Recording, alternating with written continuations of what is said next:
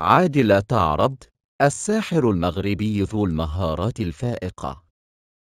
مقدمة: عادل تعربد ولد في 24 مايو 1989 في فاس بالمغرب. يعرف تعربد بمهاراته الاستثنائية وقدرته على التحكم في الكرة، مما جعله واحداً من أكثر اللاعبين المغاربة موهبة. البدايات: بدأ تعربد مسيرته الكروية في فرنسا مع نادي لانس، حيث أظهر منذ صغره مهارات فنية عالية. في سن مبكرة، انتقل إلى الدوري الإنجليزي مع نادي توتنهام هوتسبير، لكنه لم يحصل على الفرصة الكافية للتألق هناك.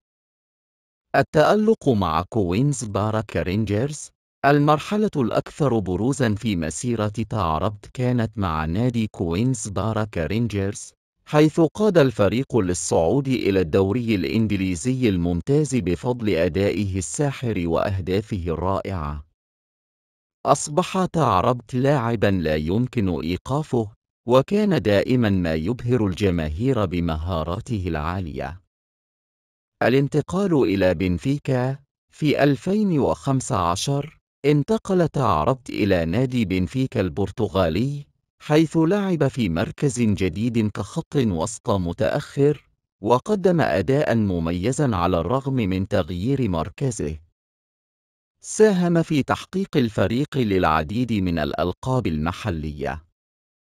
المسيرة الدولية: على الرغم من موهبته الكبيرة، إلا أن مسيرة تعربد الدولية مع المنتخب المغربي كانت مليئة بالتحديات، حيث شارك في عدد محدود من المباريات الدولية. ومع ذلك، يظل تعربد أحد أبرز الأسماء في تاريخ الكرة المغربية.